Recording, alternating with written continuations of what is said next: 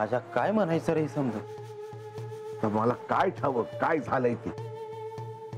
बानू एक सांगू का? हे काय साधं सुध काम नाही. मावशी तुला म्हणायचं तरी काय आहे? म्हणजे यांचं काय बाई काम असणार म्हणून हे आले आहे. समजलं का? हे बानू अगं तुला काय ठाव आहे ते आम्हाला तरी सांग की. अरे मला काय बी ठाव नाही. मला खरंच नाही ठाव हे समजे आज हात कशा पाय आलेत ते.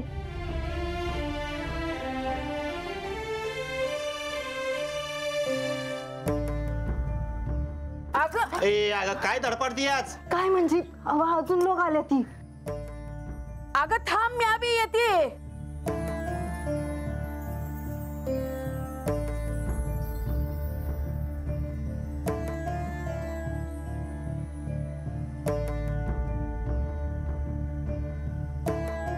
कुणास ठाव कशा पाय समजे हात आल्या तिथे.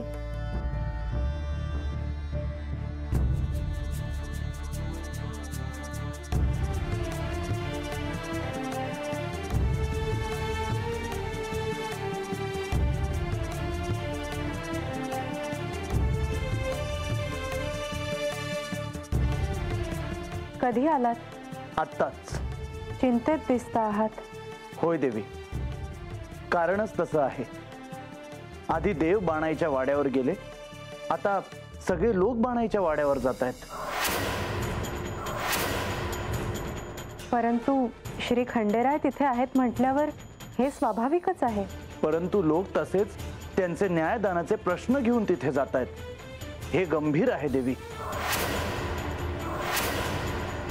हे उचित नाही.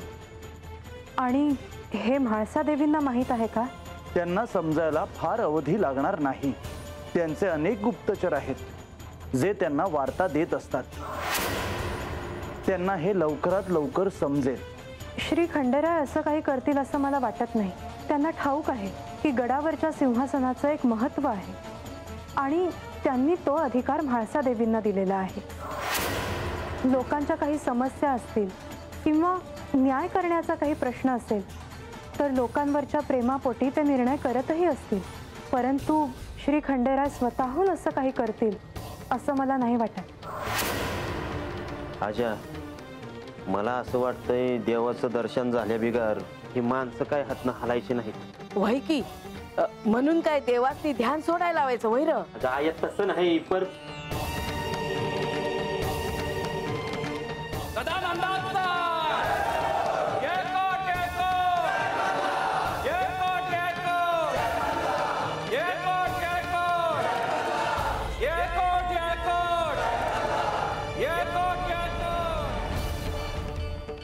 देवा तुमचं दर्शन झालं, भरून पावलं देवा. दुसरं आमासने काय बी नग.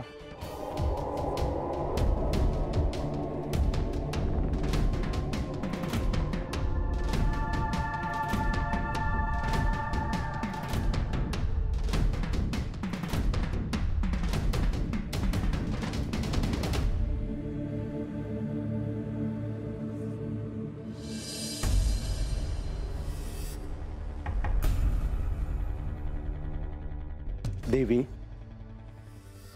आपण क्रोधात दिसत आहात. हे श्री विष्णू, काय घडत आहे हे तुम्हाला ठाऊक आहेच. आणि असं असताना मी केवळ शांत बसू शकत नाही. मला वाटलं तुम्ही देखील गेला असाल. नाही देवी, मी गेलो नाही. खाली वाड्यावर लोक अशा पद्धतीने जातील असं मला वाटलं नव्हतं.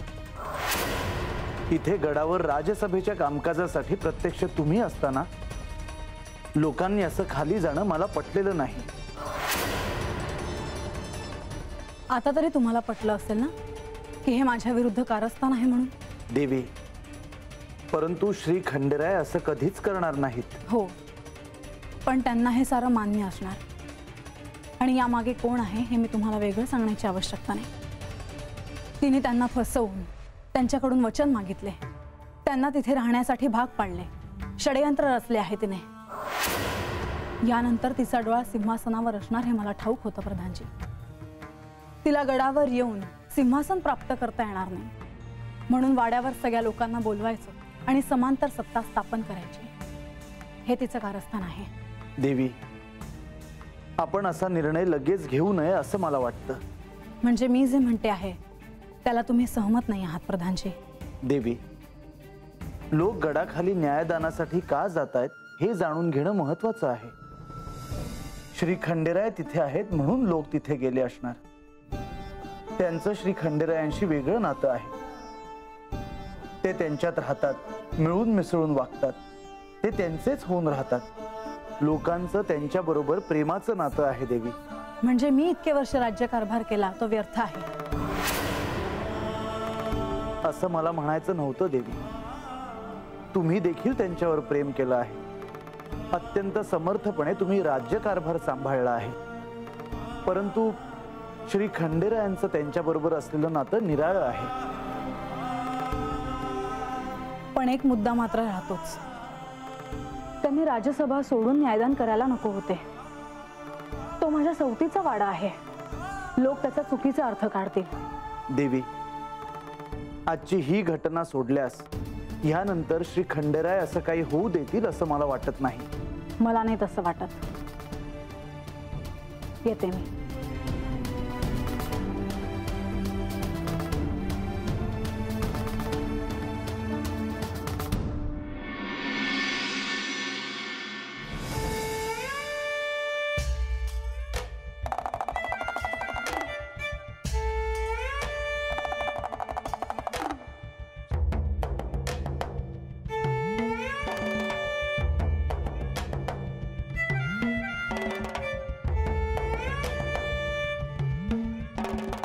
देव गेले जेजुरात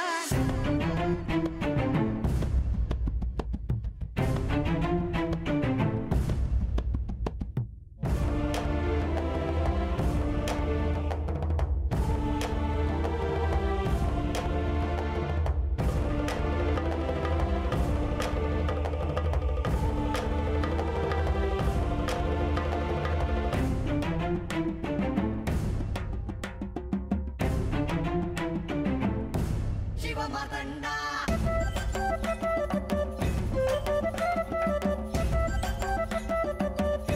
शिवमातंडा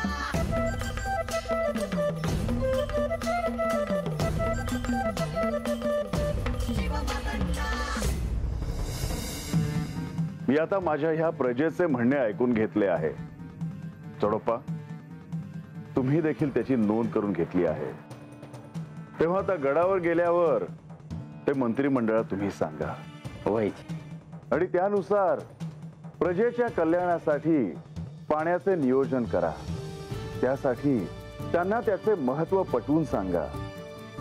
शेतीसाठी ज्या योजना आहेत त्यांच्यावर भर द्या. वय देवा. माझ्या प्रजेला कोणत्याही समस्यांना सामोरे जावे लागू नये यासाठी आपण प्रयत्न करणे अनिवार्य आहे. इथे जे काही निर्णय घेतले गेले आहेत त्याची अंमलबजावणी करावी. वय.